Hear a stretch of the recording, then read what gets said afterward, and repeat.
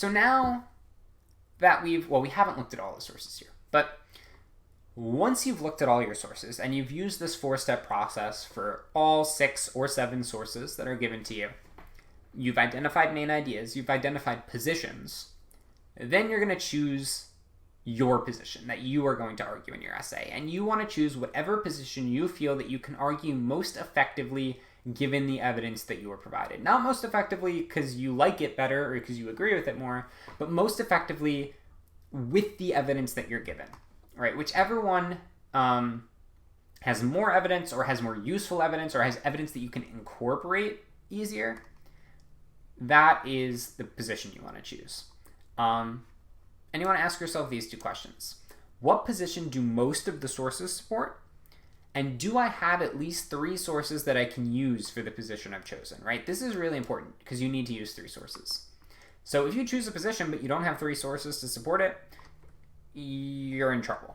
You need to make sure that the position you choose has at least 3 sources. So let's do that.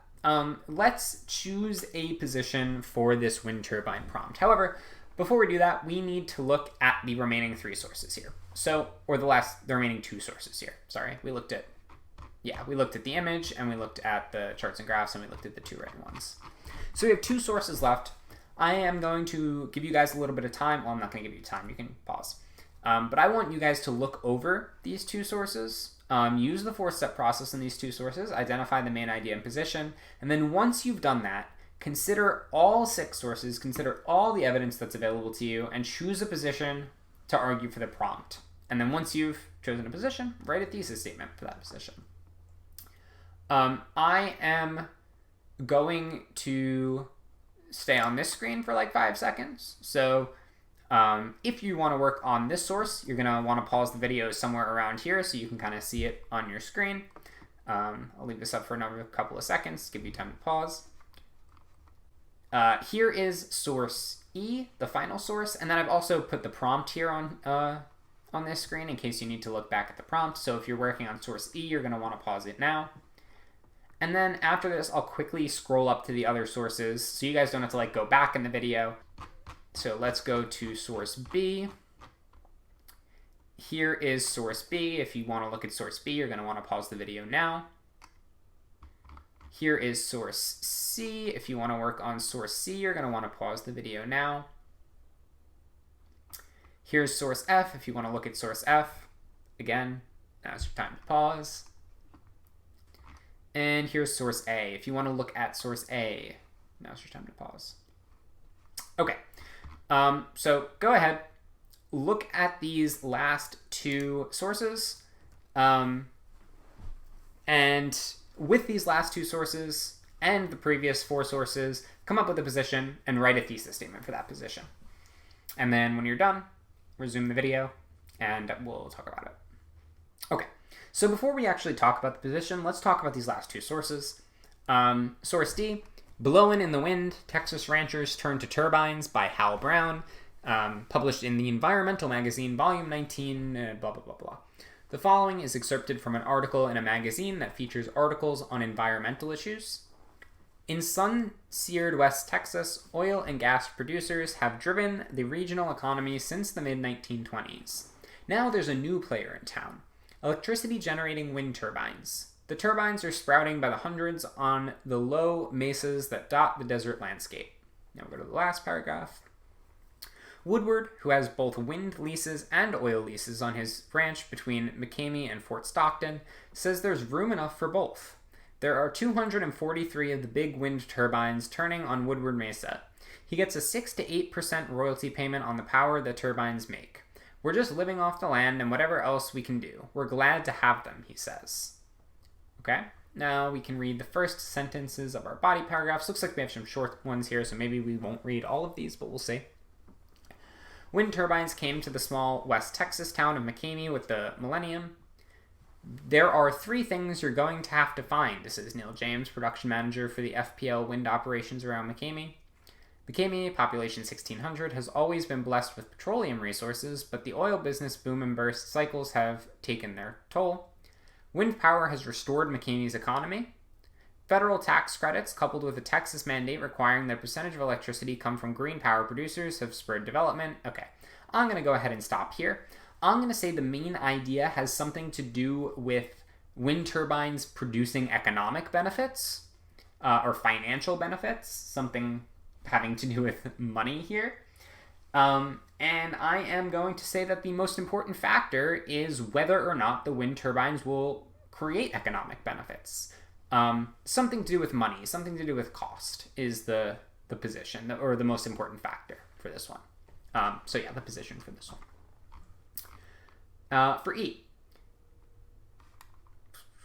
For E, Solar, Wind, and Land, Conflicts in Renewable Energy Development by Troy Rule.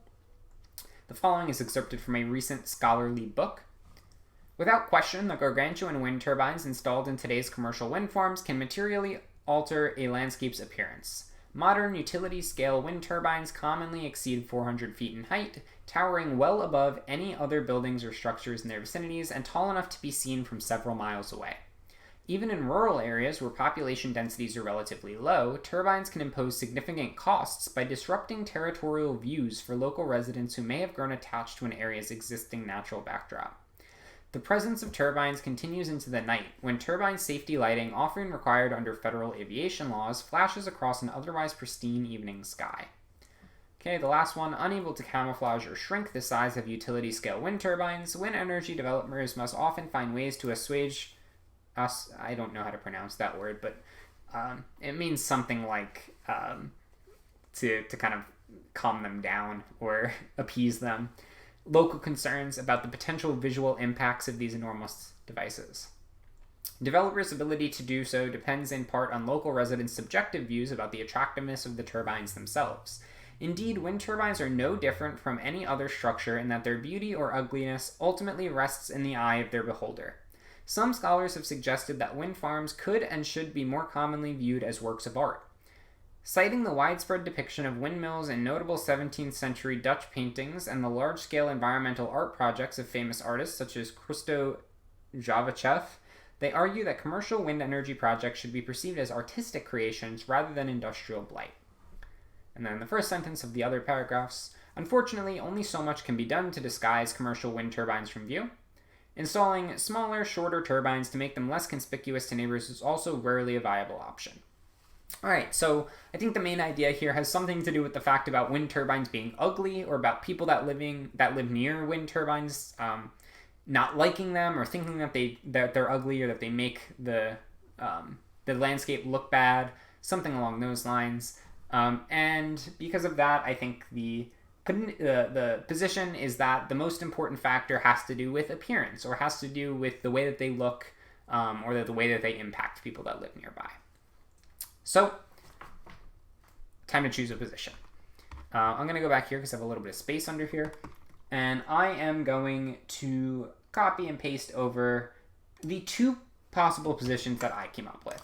Now, I'm not saying these are the only two possible positions. If you came up with something a little bit different, that's fine, as long as you have at least 3 sources that can support your position.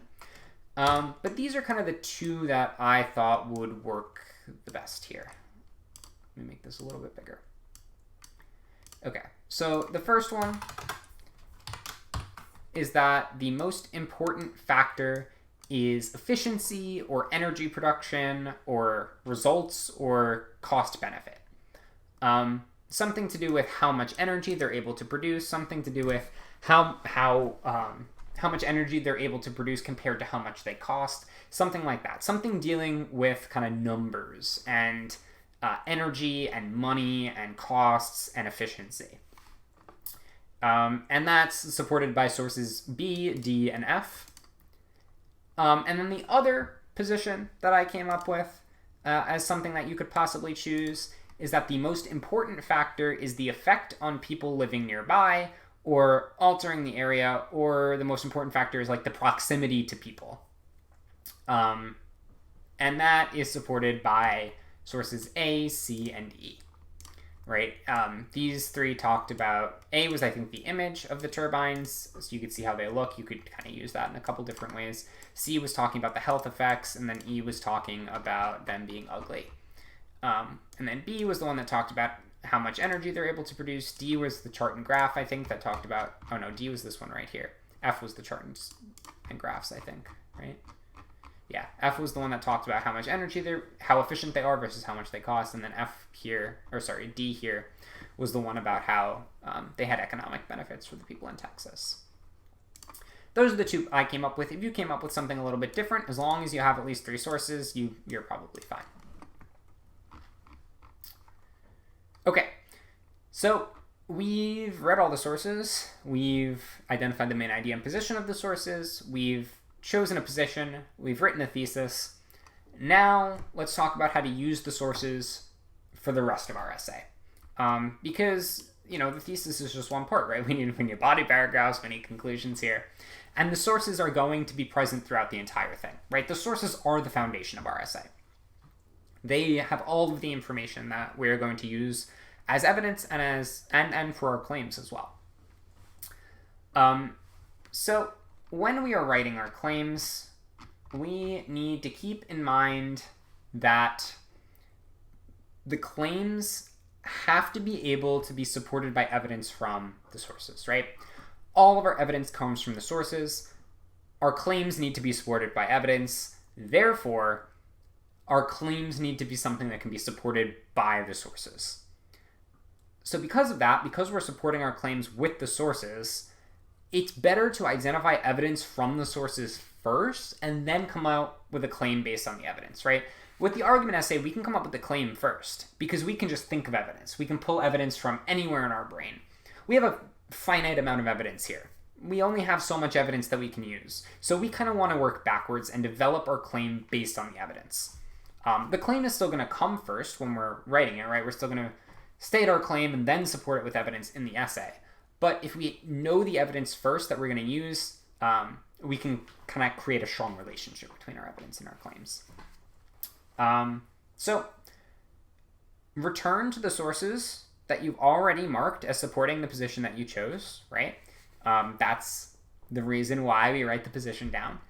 Return to those sources that you know are going to help you with your position and give them a more in-depth read. You've already read a lot of it, but you're going to want to look for specific things now, specific evidence that can help your position, your argument. And you're going to want to go ahead and either underline or highlight stuff that supports your argument, right? Find evidence, underline that evidence, highlight that evidence. Then you can use that evidence to create claims and then use that evidence to support the claims. So let's practice that. I chose source C here. Can I get rid of this thing? Make this go away? No. Okay, that's fine. There has to be a way, right? Whatever. So we have, oh, there it goes. I didn't even do that on purpose. Here's source C. And for the sake of this practice, let's just pretend, I don't know which position you chose. Let's just pretend that we chose kind of the second option. And let's pretend that our thesis is that the most important factor that should be considered when deciding whether or not to establish a wind farm is the potential farm's proximity to people's homes, how close the wind farm would be to where people live. Let's say that that's our thesis. If that's our thesis, what claim can we come up with from the evidence in this source? So go ahead, scan this source for evidence, and see if you can use that evidence to develop a claim. And of course, when you're done, unpause the video. Okay. So the evidence that you found in here is probably something along the lines of, I'm not going to get super specific here, but something over here about turbine noise, or maybe not there, sorry. Where's the one where it talks about disrupting sleep? Demonstrate sleep interference. This one here. This one here where it talks about sleep interference getting worse the nearer residents are to turbines. I think that is probably some evidence that's important here. I think also over here where it talks about how the sound made by turbines can change the physiology of the inner ear and cause fatigue, sleepiness, and irritability because of its pitch or frequency. There's plenty of other evidence in here as well. But yeah, based on the evidence that you found here, right, there, of course, that's not all of it. I'm assuming you probably identified more than I just did. I'm just trying to do it quickly. But based on all of this, we could probably come up with a claim that's something along the lines of, if built too close to communities that people inhabit, the sound produced by wind turbines can have negative health effects for those people. You could also say something along the lines of, if built too close to communities that people live in, wind turbines can disrupt sleep or can, I don't know. I like negative health effects better because it's more general and that allows your evidence to be, more different evidence you can incorporate, right? But yeah, something along those lines. Something about health effects or about making people tired or interrupting their sleep. Something like that is a claim that we could come up with based on the evidence that's given here. So hopefully you came up with something along those lines. I don't really see any other claim that could come from the evidence in this source, unless it was something about, you had a claim about like noise, and the noise being annoying or impacting people negatively or something like that. But yeah, that's kind of how we can use evidence and create claims from the evidence, rather than creating a claim first and trying to find evidence to support it. Now, we also need to think about how to use the sources for evidence, right? We're going to use the evidence that we identify here, right? We should already have a pretty good idea of what evidence we're going to use, but how do we actually incorporate that into an essay, right? We don't just want to copy-paste. And obviously, if you're writing this, you're not going to literally copy-paste, but we don't want to figuratively copy-paste either. We need to incorporate the evidence in a way that is tasteful and effective. One way we do that is through commentary, right? We want to make sure our commentary is still present to explain how the evidence relates to the claim and how the claim relates to the thesis. We also want to make sure our voice is present, right? We do not want to overquote. Quotes are good. Quotes are great. If our entire body paragraph is just a bunch of quotes, that's not great. We're not actually writing anything. We're just copy-pasting other people's information. We want to kind of use quotes as like spices. If our essay is a meal, the quotes are the spices, right? And our voice is the meat and potatoes of the meal. We still want to be creating the argument. We're using the sources to support our argument, but it's still our argument. We don't want it to be someone else's argument. So make sure your voice is still present and is still the main voice in the essay. And you have to make sure to cite your sources. It tells you that in the prompt. It tells you how to do that in the prompt. It's pretty simple. You just need to put source whatever after you use it. According to Margaret Osborne, 40 million tons of plastic waste was generated in the United States in 2021, but, quote, only 5 to 6%, or about 2 million tons, was recycled. Source A. It's as simple as that, right? You just have to make sure before the end of the sentence, you either say source and then the letter, or there's another way to do it by using this, right? You could say photo or Leighton or, right, the author's name. You could either say the name of the source or the thing that's in parentheses here. Either way is perfectly fine. Just make sure you cite it. Sorry, I just skipped ahead there. Don't look at any of that. Don't pause or go back to any of that. We'll get to that in a second.